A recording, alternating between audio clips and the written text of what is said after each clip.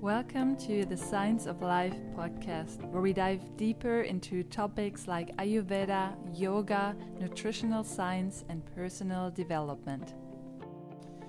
Welcome to another episode on the Science of Life podcast. In this episode, I got to talk to Dan Regan. Dan is a breath facilitator, and he's a mentor and guide on a journey which is called the Gene Keys. We will talk more about the Gene Keys, what they actually are, and how you can use them in the interview. So without further ado, I want to welcome Dan Regan on the podcast. Hi, Dan. I'm so happy to have you here on the Science of Life podcast. And I'm super excited about the topic we're going to talk about, which is the Gene Keys. And before we dive deeper into this topic, I would like you to introduce yourself so people can get to know you a little better and get to know about your work and also how you got in contact or your journey to the Gene Keys, basically. Mm-hmm. Yes, nice to be here, Dania. Thank you. My name is Dan Regan. I am currently in Australia. I was born in Australia. I've done a lot of worldly travels in the last decade, and I'm an empowerment mentor and guide, and I specialize in working with people with the Gene Keys wisdom, which obviously you know about. And how did I come across? I came across the Gene Keys in 2013, where someone gave me this big book, and I knew that there was something in it for me. And I didn't actually know at the start. It can seem like a big, confusing, somewhat overwhelming sometimes piece of work.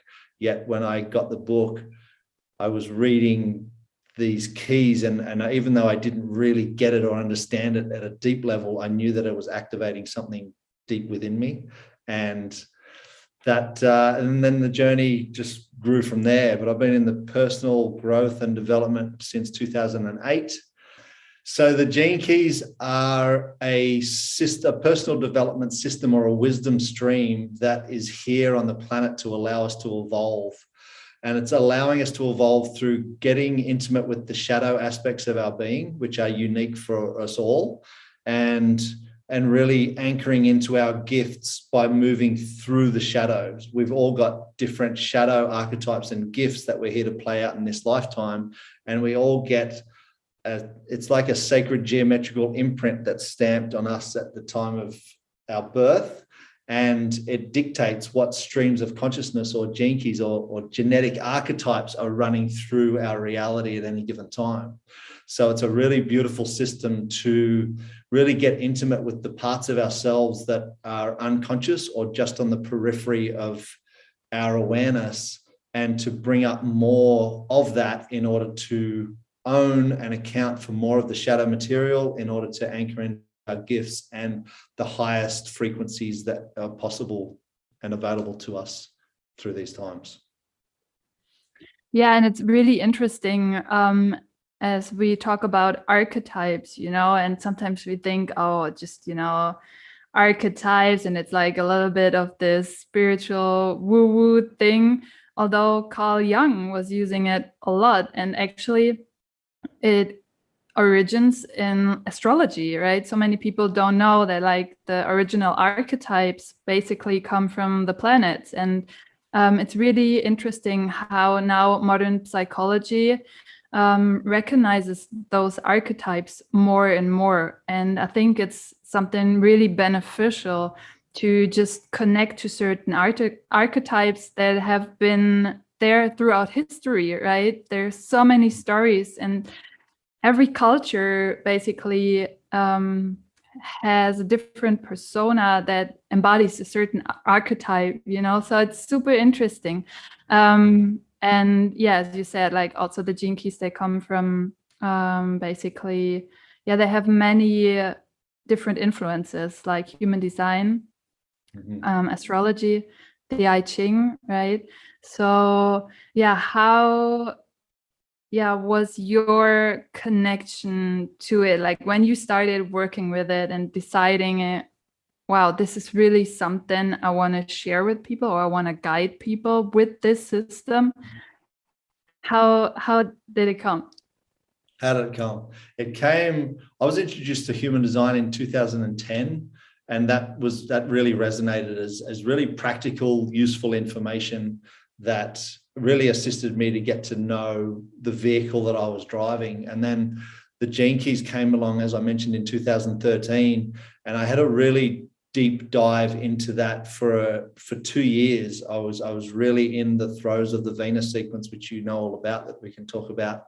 There's I might say there's 3 sequences in the Gene Keys. There's the activation sequence, the Venus sequence, and then the Pearl sequence. There are other sequences coming, but it is a sequential unlocking of our genius. And I had a really deep dive with that for 2 years. I was doing a lot of other things, a lot of other retreat work and journey work. Yet this system, or these keys and these archetypes, were coming alive in my reality, and I was able to make sense of everything that had played out in my whole life. They were playing out through these shadows, and getting more intimate with the shadows was enabling me to work out, what the shadow was, or how it played such a role in my life, that and to be given the keys to literally transform those shadows into the higher frequencies, which blew me away.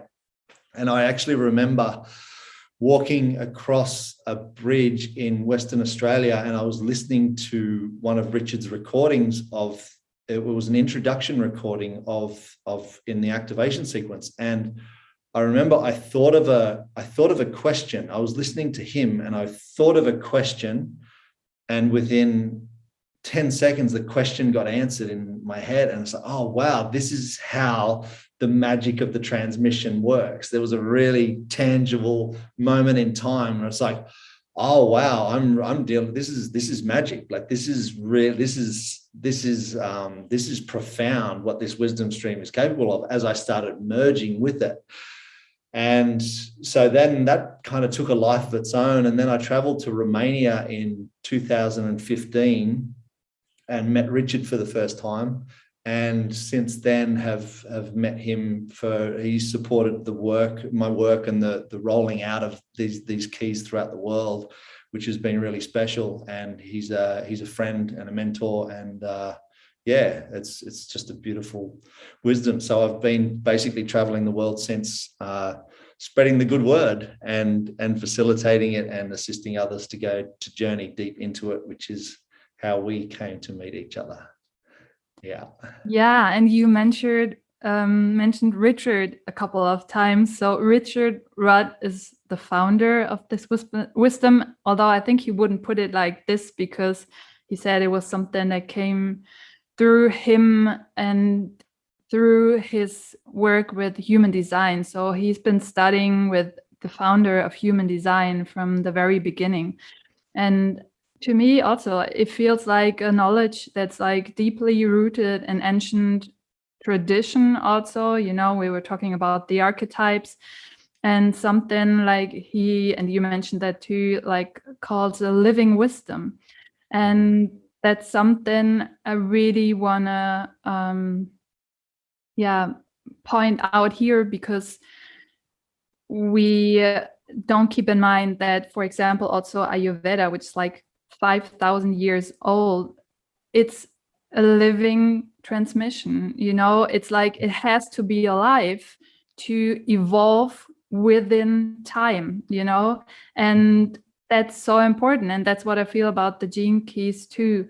It's a wisdom that's really alive and that acknowledges different times, so we evolve as human beings, right? Times change, circumstances change, but some underlying truth and fundamentals, they are embedded, and like they are the root, right? And how the flower looks might be different, but it's so important to be aware of that. And that's why also I love Ayurveda so much, because I see how from the seed can evolve different things, and you have to be aware of that to work with that, right?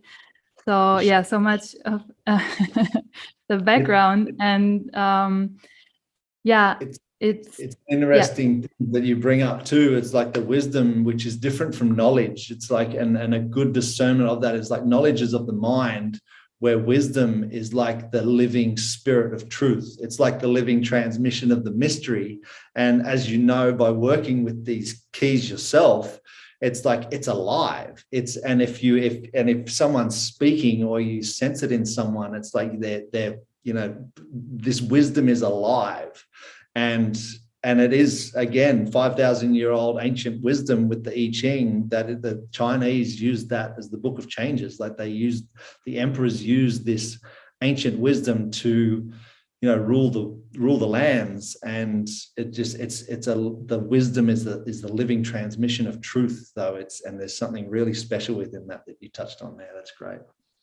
Yeah, and I had a comment on a podcast interview I had about human design, and someone said, but this knowledge is like so young, and someone just like put it there. So how can there be truth in it? But when we look at where it stems from, I think it's essential, and it's so important to honor the work people do today. Like when I fuse nutritional science with Ayurveda, it is not to, like, in any sense, not to honor the wisdom, the broad wisdom of Ayurveda, but it's like an attempt to make it tangible and to put it into the context of the time nowadays. The same as like the founder of Human Design, or now Richard Rudd with the Gene Keys. They contemplated so much, and they, like, as you said, they had first a lot of knowledge and information from different systems, but by digesting them, they could birth something that's maybe more approachable in these times that we are living in now, without like giving up the roots where it comes from. And I think we should acknowledge that, like the work people do in these times. And I think with Richard Rudd, you can feel like it comes really from a very open heart, and like a wish of like sharing something that is of benefit for people. Yeah, so really beautiful. And with Richard's particular journey, he spent 25, 30 years traveling the world and getting all of these different experiences. He studied under Mantak Chia in Thailand, did a lot of belly work. And that's where he got the science behind transmuting the shadow into the light, because that's one of Mantak Chia's teachings. So he's got all of these pieces along the way. And plus he had some really deep mystical experiences in his early 20s too that didn't really make sense to him at the time. And he's a poet. So for people who don't know him, this is kind of painting the picture of who Richard is. So he's the first transmission holder of the wisdom. And it's not like a channeled book as such. It's like some people, they channel, or they hear a voice and they'll scribe something, and it's that sort of channel. But Richard's kind of, his embodiment has felt and lived through these frequencies. And because he's a poet, he's able to word it in such a quintessent way and such a beautiful way that's why there's such a beauty to the wisdom. You can spend hours on one key going through the paragraphs and the lines, because every sentence has this precision that's built into it. It's like a language of light that is really penetrating. And after years and years, it just reveals more and more layers. It's quite profound. Yeah. Yeah, and that's where I see the parallels to Ayurveda, which was written in Sanskrit. And every Sanskrit word is poetry in itself. It has so many different meanings. And to really get to know the deeper wisdom of Ayurveda, you really need to contemplate every word, every Sanskrit term, because there's so much hidden within. And for me, that's similar to the gene keys. We already mentioned, you have a shadow aspect of each gene key. There are 64 gene keys related to our DNA and the base pairing. You have a gift in that gene key, and you have a siddhi. Like siddhi in Sanskrit is a Sanskrit term, which means, the higher essence or the wisdom of it. And so what I really like is, the poetry you already mentioned, in the way which, every gene key is written in, and also like these 3 words that you are giving for your shadow, for your gift, and your siddhi. You can just like go and contemplate them your whole life just for one gene key, right? And you have this beautiful profile, the hologenetic profile. Maybe we talk a little bit about that too, which gives you a whole journey throughout your life, like the different cycles in our life, the first 7 years, then 7 to 14, 15 to 21, that we now know from modern science are really, really important when it comes to, brain development of our organs, the development of our emotional patterns, our psyche, so I really like the journey it puts you on, because that's, it's not about, you get a profile once and everything is written in there and it's just like, or this happens or this happens. No, it's about how do you relate to everything, and where can you find the truth within it, and how does it help you to evolve. And what I really like also is that Richard Rudd says, spend 10% on your shadow and the other 90% on your gift and your siddhi. And that's so beautiful, because we have to do shadow work, but we should not go into shaming ourselves, because the shadows will always be a part of ourselves. But by knowing them, we can get so much light out of them. And maybe we just like go a little bit deeper into, that as the journey and the hologenetic profile.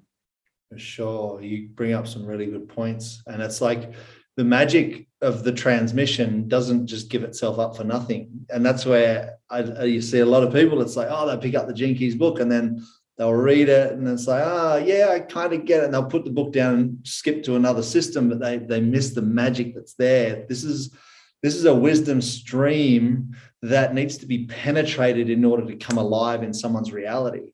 And when it does come alive, because you have a breakthrough or you have a string of insights or an epiphany that's like, oh, wow, now you get it.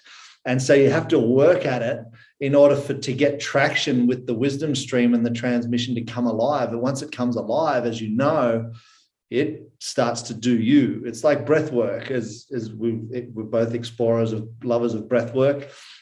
For the first 10 minutes of breath work session, it can be, you're working through some resistances, it's effort, it's you're doing this, and then there's a threshold that's reached, and then you are breathed. And it's like working with the Gene Keys. It's like working with that wisdom that you work for it at the start to get traction, which may only take a week or 2 or 3, but consistent interaction with the wisdom will then allow it to interact with any individual. And as soon as it comes alive, it's alive. So it will start to go to work in anyone's reality and start to massage things to the surface that may not be of in view before. And the other thing you mentioned too, with those frequency bands, the shadow, the gift, and the siddhi, it's so beautiful because we can relate it to ourselves, and then we can relate it to what's happening on the planet, because of what's inner is outer. And it also means, for those that are new to the keys, that if you look at any one of your gene keys, it's like you've got a shadow and then you've got the gift and the siddhi. The siddhi is the highest expression of the shadow. So wherever you see the shadow, so just say the 6th gene key whose shadow of conflict, the gift of diplomacy, and the siddhi of peace, wherever you see conflict, there's the highest evolution of that conflict is peace.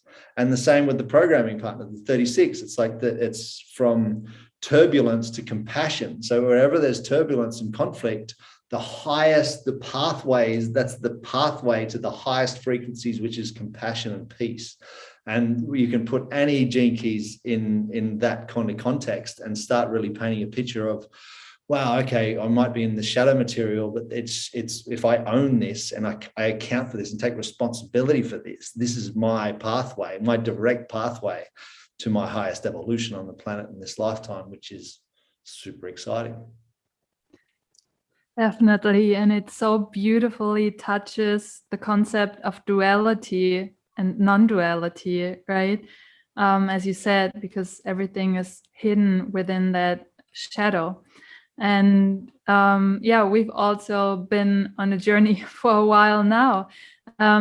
Why would you think, as this system is designed as, something you can self-contemplate, and it sets you on the journey, there are online courses you can do. In addition to the book, like each of us, we have not all the 64 gene keys, although it's always worth reading them because they're so beautifully written and like just mirror the principles of life. But why would you say it's also important maybe to get guided along that journey? Yeah, I'm a big fan of the containers. Like I do group containers and one-on-one containers, obviously, but the contained field is a contained field of transformation for more to come to the surface, and being guided within that. There was no one who did readings or one-on-one work when I first came along with it that I knew of. But as soon as I started finding people that were really embodied in the wisdom around the world, I've got a lot of sessions over the years from people who can reflect back some of my experience. And so, yeah, I do prefer to work in that way with people because I'm a big fan of the container and group work, but also a container between two people and one holding the highest vision of you within that container is and someone who's embodied and can kind of reflect back some of these pieces is a really priceless piece of the puzzle in my experience anyway. So that's how I prefer to work. Yeah, I also think there is like a power in someone reflecting back to you what you might not be able to see yet. And we have similar profiles, when it comes to the gene keys and astrological profiles. So I can speak from myself that I'm more drawn to the shadows. I can really go deep into shadow and like over contemplate that. But and for some people, it's really helpful to like shed light on the shadows. For me, it was really helpful also, to get into that gift frequency, because also this can be something you don't see about yourself. And when you're aware of these words and you just like start contemplating in your daily life, like you go through something and this word pops up, and then you might have read a little bit about why he chose this word. Like, I think it's so beautiful that he chooses a word for a specific gene key.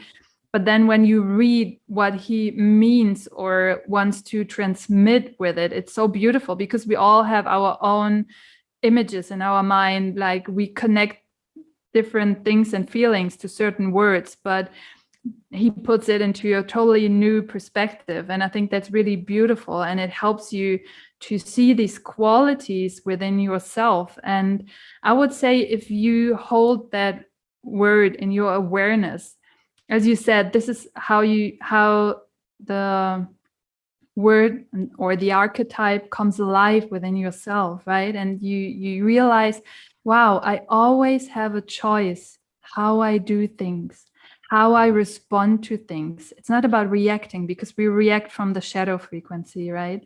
But on the gift level and the city level, there's the choice to respond to life, and maybe we can go a little bit deeper into that one.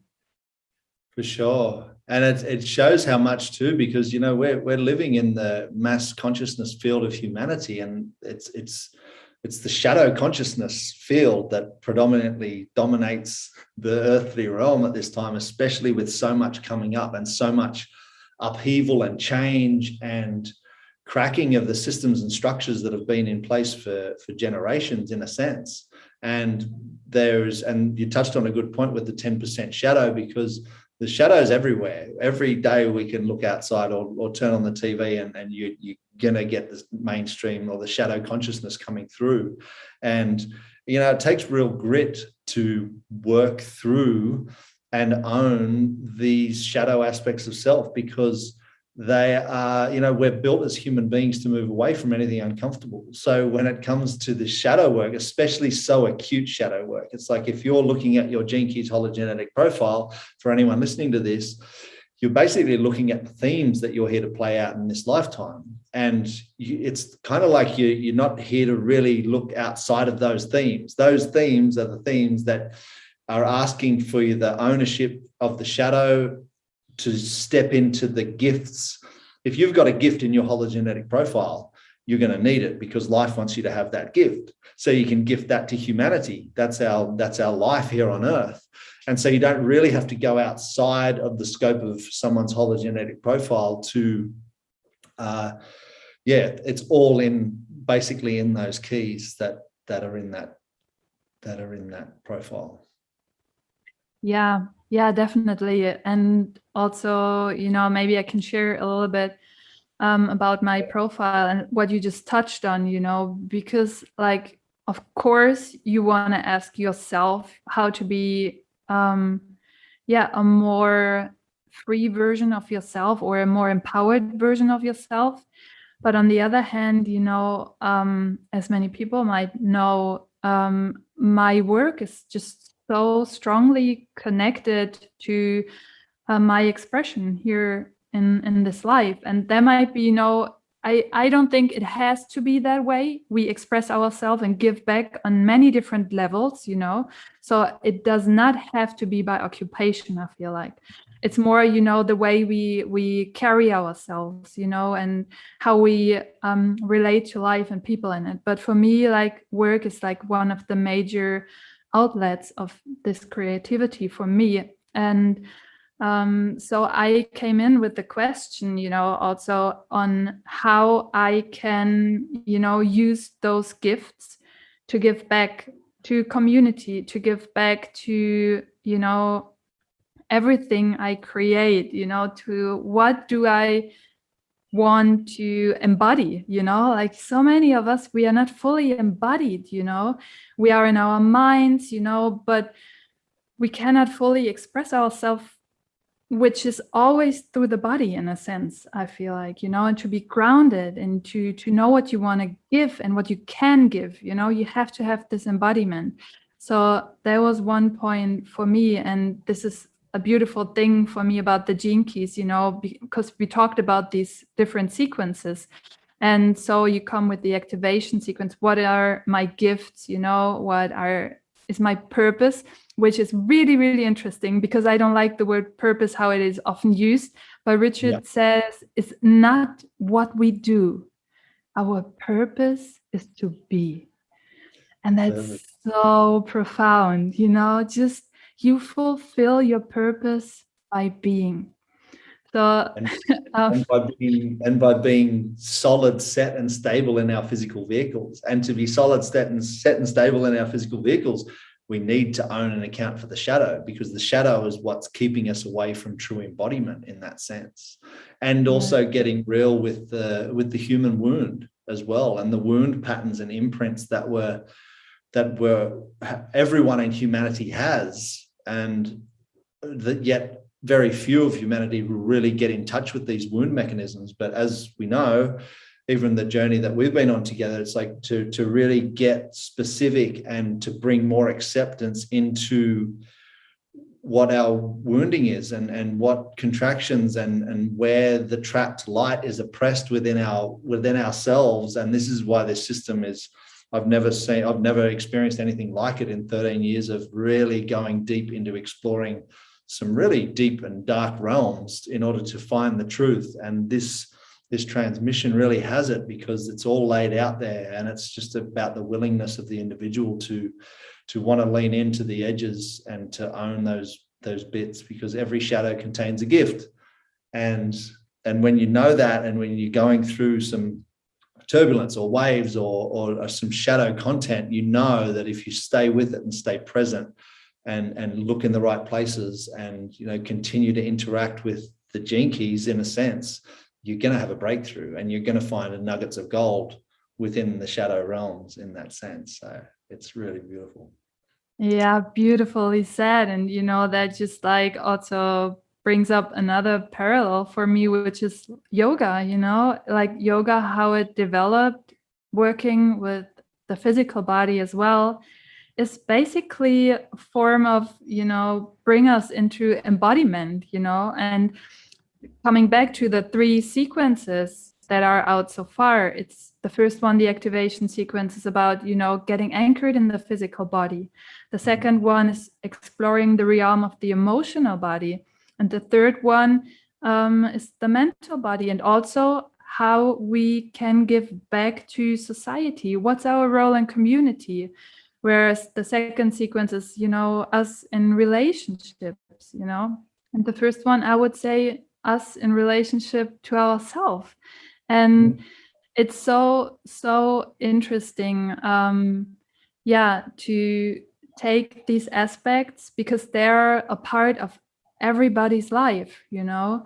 And yeah, just coming back to sharing a little bit, what was really interesting for me to see in that profile were that I have certain things there that always have been a topic in my life. And it centers also a lot around, you know, leadership, which was actually something I always just wanted to stay away from, you know, like not having the responsibility, you know. And anyone familiar with the lines in human design, in the profile, it's also in the gene keys, it's like this aspect, you know, and it's quite contradictory, you know, to, you know, what is an important thing for you to embody in this life and what are the tendencies to avoid that.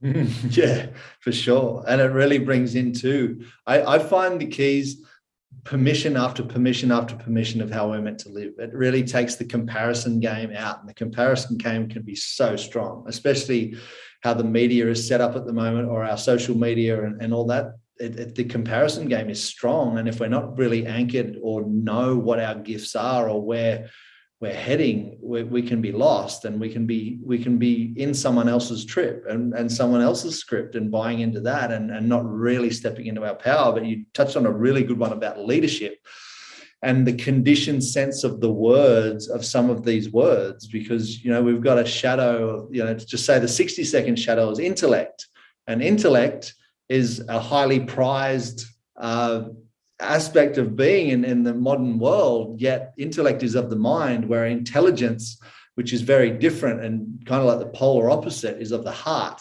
And so it tests our conditioning of what, like you said, what a leader is, what our conditioned sense of the word leader, but also some of these words, when people first look at their profile, which you can get on genekeys.com, you can look at, and some words may jump out at you. It's like, oh, I know that one, or oh, I really dislike that word. Yet that's just asking or inviting any individual into a deeper inquiry into that, because wherever there is a resistance, we're kind of like denying an aspect of our humanity, and our empowerment is in there, which is a really important facet of the work. Yeah, beautifully said. And, you know, you mentioned deconditioning, and I feel like we've been doing a whole lot of deconditioning so far. Much And it's really like interesting how many beliefs a human being can hold, right? Like not being aware of it. And also, you know, how much we are conditioned to think in a certain way, to feel in a certain way, not only our upbringing, but also, you know, patterns we develop to survive our upbringing, maybe, you know, and to adapt, you know, as you said, the game of comparison, you know, and we get that early on, you know, if we are not the way our parents imagined us to be. And I'm not saying that this is a general topic, but it's something that can easily slip into parenthood, right? Like in very subtle ways, you know, it can be, yeah, just by like seeing the world with your emotional setup, with your mental setup in a totally different way than your child does, maybe, or another human being does, right?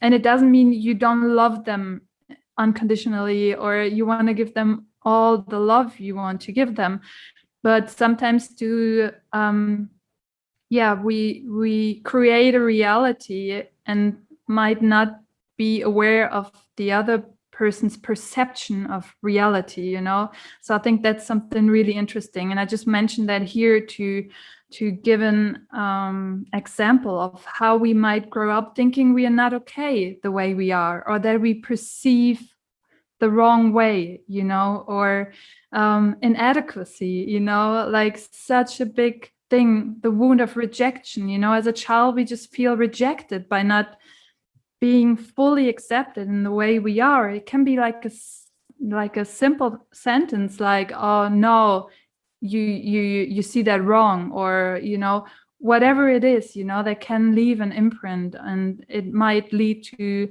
holding back. And also, as you said, you know, certain words like leadership, you know, they we connect certain feelings with them, or you know, it may come up in a different setting in our life that we didn't like, you know. And so yeah, it's super interesting to decondition. Decondition, as and on top of that, that's perfectly said. And on top of that, we, you know, majority of the kind of the countries, like the countries that we grew up in, it's like you've got homogenized school systems that reward sameness, reward memorizing, reward, you know, that thing. So the comparison game is strong within those fields of like, okay, I've got to get in line to be accepted, and this is right, and that's wrong. And yet a lot of this deconditioning and deconstruction of these shadow mechanisms of humanity that are so weaved in humanity is all about stripping all of that back and getting back to our uniqueness and our own individual genius. And every single human being has a different creative genius that they're here to bring to the world. And when there's 7 or 8 billion people in the world, that's mind-blowing to see that every single being has a uniquely different incarnation and genius that they're here to step into, and the creative outlet. But the homogenized school system kind of like it squeezes out the creativity, even because if it's so about memorizing and doing all those things. And yes, there are some exceptions with different school structures and systems, yet the majority is a system that's rewards sameness in a sense, which needs to be deconstructed if we're going to move forward in a healthy way and thrive in this life. Yeah. So true. And one word you mentioned there is genius, you know, and so many people think, oh, genius, you know, I'm not a genius, you know, but to be a genius is really, again, being yourself, you know, and being fully embodied in your gifts. And everybody has a gift. Like we have so many gifts, you know. But as you said, like they might vary a lot from what other people do. And like this, like squeezing people into the idea what is success, you know, and how to do things. And for me, I spent like 12 years in university, you know, and just like 13 years in school, you know, like you go through this education system. And although I managed to go through all of this, and which is, I think, also based on my love for wisdom, like not only knowledge, but wisdom, you know. So I had to acquire that knowledge and the information, but to see actually, and that's my life's work, like the city is wisdom, you know. It really needs a long digestion process. And so many people forget that. The teacher training to become an Ayurvedic nutritionist I offer, I see that a lot. People just want to turn knowledge immediately into wisdom.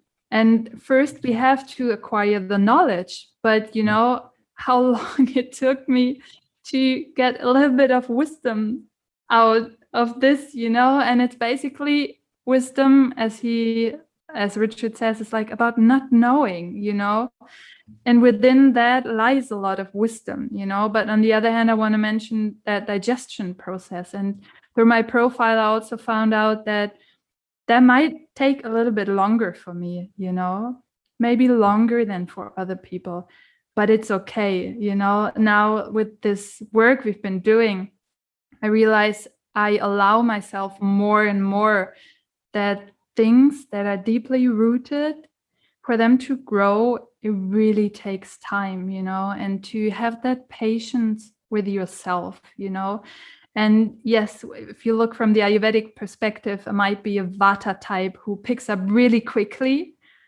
Mm-hmm. But still, for me to digest it, it needs time to have that alchemy of transformation and to, be deeply rooted in that. And yeah, that's one aspect I just wanted to share here, because sometimes we just look at other people and think, oh, wow, they just like done it like in a split second, but time is really such an interesting thing, and just to flow with it. And as you mentioned before, we have this like breath work, which is deeply linked to the gene keys too, that it's advised to do, especially in certain gene keys, and just to be aware of like how everything or the rhythm of nature moves, and to attune to that again. I think that's also something most of us have lost, and I include myself. And it takes an effort to come back into that frequency, and it needs that effort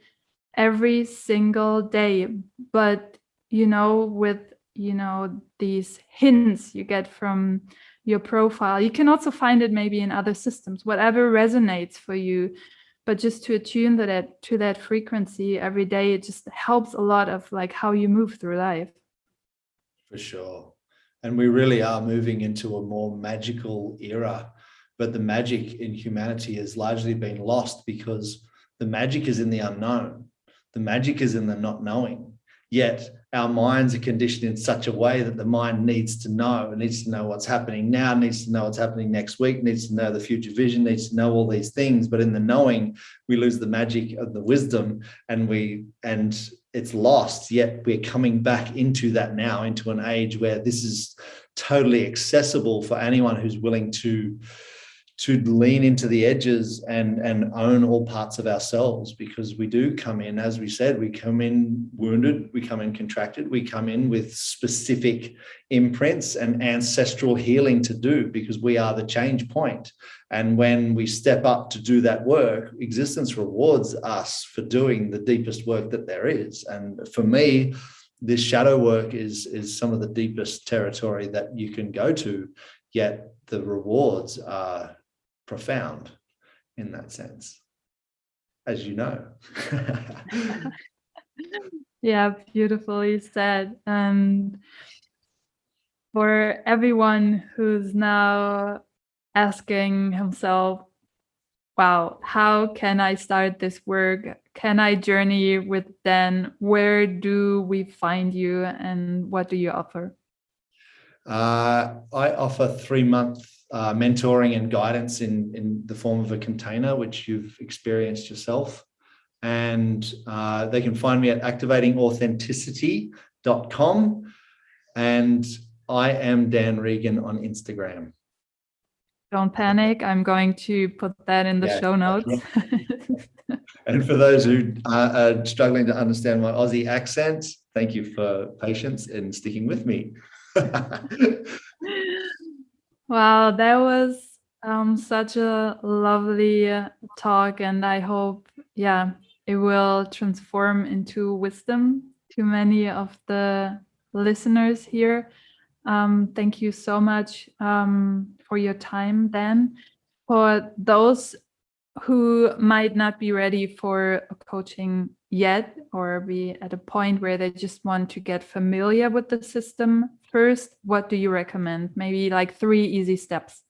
Yeah, please go to genekeys.com. They've got a really good setup now. The website's been rebooted and set up in that way. Genekeys.com, there's a free profile there that you'll need your date, time of birth.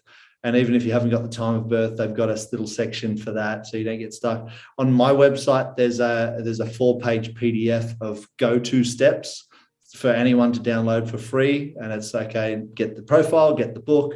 I would say the best thing is to get the profile, get a copy of the book, and start reading the keys that are on anyone's profile. It's like, okay, they're your keys, start reading them, then you'll get traction with it. And if you want any other further support, there's people like me ready and willing to take the journey with you. Yeah, I'm going to put those links in the show notes as well. And yeah, I also wanted to mention that there are audios of every gene key. So for people who don't want to get like the book straight away, you can also go to genekeys.com and get an audio of the gene key from Richard. And yeah, that's also a beautiful way of just like listening to the key. You can single purchase them, and yeah, I'm going to put all the links here. Yeah. Thank you so much for your time, Dan, being here, sharing your wisdom with us. And my pleasure. Yeah. Always a pleasure. Talk soon. Yes, thank you. Thank you so much for being here, for listening, and I hope you got inspired to dive deeper into your personal Gene Keys profile. And if you want to connect with me, you can find me on my website, daniaschumann.com. You can find me on social media. Please feel free to reach out, and I'm always happy to connect with you. Much love and namaste.